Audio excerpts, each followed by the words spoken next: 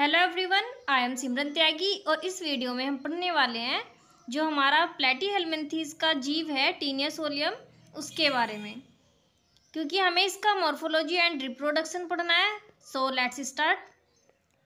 फीताकृमि Taenia solium. फीताकृमि क्यों बोलते हैं? क्योंकि हमने प्लेटीहेल्मिन्थेस का जो भी चैनल पर मैं वीडियो डाल चुकी हूँ उसमें पढ़ा है कि क्लास जो इसकी सिस्टोडा है उसके जो जंतु हैं वो कहलाते हैं हमारे फीताकृमि, यानी कि जो सिस्टोडा क्लास के सभी जंतु फीताकृमि कहलाते हैं। इसलिए टीना सोलियम जो है वो सिस्टोडा का ही हमारा जीव है, वो भी क्या कहलाएगा? फीताकृमि। इसके बारे में पढ़ते हैं, इसके साइलेंट फीचर्स थोड़ा सा। टीनिया प्लेटीहेल्मिन्थेस के अंतर्गत आने वाला एक फीताकृमि है। इसकी श्रेणी की लगभग 1000 जातियों का वैज्ञानिक पता लगा चुके हैं। इनमें से टीनिया सोलियम तथा टीनिया सेजिनेटा मनुष्य की आंत के सबसे व्यापक परजीवी होते हैं। हमें किसके बारे में पढ़ना है? टीनिया सोलियम, क्योंकि हमें सिलेबस में दिया गया है कि इसी के बारे में हमें पढ़ना है। टीनिया के सदस्यों का जीवन चक्र द्विपोषदीय होता है, अर्थात यह 2 पोषदों में पूरा होता है। पोषद क्या होते हैं इसके, वो पढ़ते हैं। मनुष्य इसका प्राथमिक पोषद होता है, यानी वो उसमें रहकर निवास करता है, क्योंकि इसमें इसकी वयस्क प्रावस्था पाई जाती है। और टीनिया सोलियम का द्वितीयक पोषद यानी इसका सेकेंडरी होस्ट क्या होता है? वो होता है हमारा सूअर। इसकी शिशु प्रावस्था सूअर के मांस में पाई जाती है, अतः इसे सूअर मांस फीताकृमि कहते हैं। टीनिया सेजिनेटा के द्वितीयक पोषद पशु होते हैं। इसकी शिशु प्रावस्था पशुओं के मांस में पाई जाती है, अतः इसे गोमांस फीताकृमि भी कहते हैं, यानी बीफ टेपवर्म भी हम इसको बोलते हैं। अब देखते हैं हम इसके क्लासिफिकेशन के बारे में। अगर आपको एग्जाम में आए तो आप क्लासिफिकेशन जरूर लिख के आना। किंगडम है इसका एनिमेलिया, फाइलम है प्लेटीहेल्मिन्थेस एंड क्लास है इसकी सिस्टोडा, क्योंकि सिस्टोडा के कारण ही ये फीताकृमि कहलाते हैं। सब क्लास है इसकी यूसिस्टोडा एंड ऑर्डर है हमारा साइक्लोफिलिडी। जीनस है टीनिया और स्पीसीज है सोलियम। ये टीनिया सोलियम की जो हमारी स्ट्रक्चर है और ये इसका स्कोलैक्स, ठीक है। ये टीनिया सोलियम की पूरी स्ट्रक्चर है और ये सिर्फ इसके स्कोलैक्स जो है उसकी स्ट्रक्चर है। तो इसमें हमने पढ़ा था कि जो सिस्टोडा क्लास होती है इसकी क्लासिफिकेशन में, तो उसमें क्या पाए जाते हैं? सकर्स पाए जाते हैं। तो ये दिख रहे होंगे आपको यहाँ पर, चूसक जो है वो ये होते हैं। ये इसकी नेक है, ये इसका स्कोलैक है, ठीक है। और जो हमारे ये खंडित भाग है इनको हम क्या बोलते हैं? प्रोग्लोटिड्स। ये प्रोग्लोटिड्स कहलाते हैं। और ये स्ट्रोबिला जो इसका यहाँ का भाग है इसके आगे का, ठीक है। और ये हमारा रीजन ऑफ प्रोलिफेरेशन, ये इसकी नेक है। और ये हमारे जो हमारे हुक्स हैं वो हुक्स पाए जाते हैं इसके अग्रभाग पर, ठीक है। ये इसका डायग्राम आप स्क्रीनशॉट लेकर बना सकते हैं।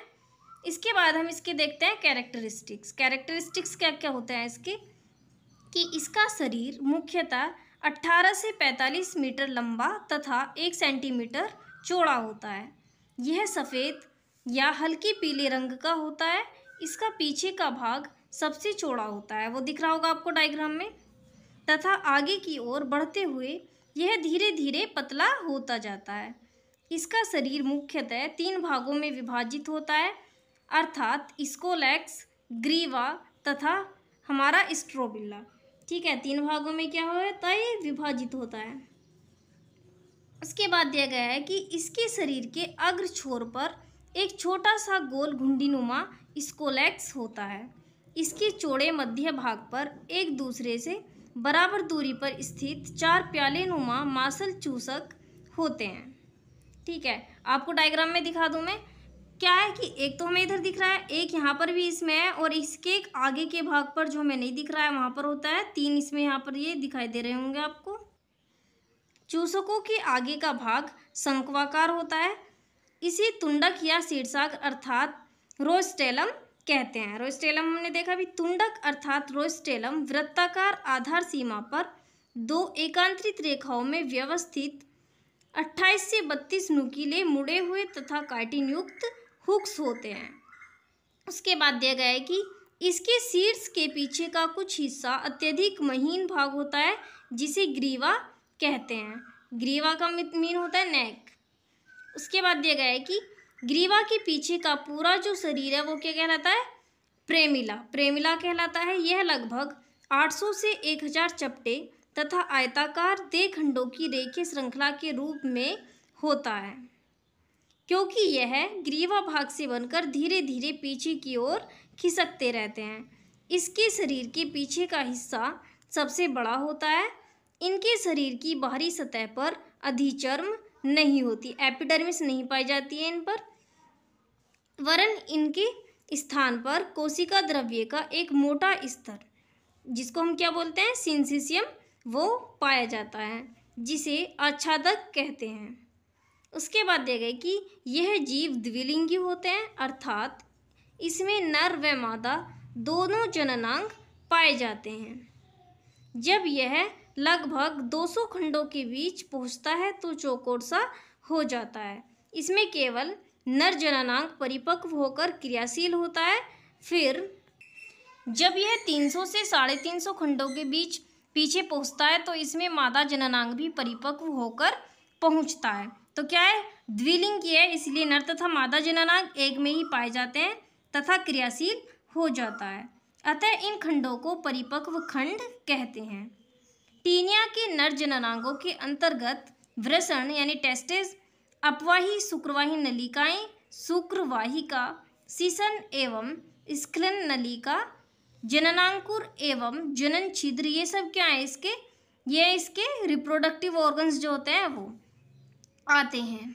तथा मादा जननांगों के अंतर्गत, ये थे इसके नर जननांग। मादा जननांगों के अंतर्गत क्या आएंगे, जो अंडाशय यानी ओवरी, अंडवाहिनी ओविडक्ट और ओटाइव्स जो होते हैं, वेजाइना और वेलेटाइन जो हमारी ग्रंथि है वो, तथा गर्भाशय यानी यूट्रस आते हैं।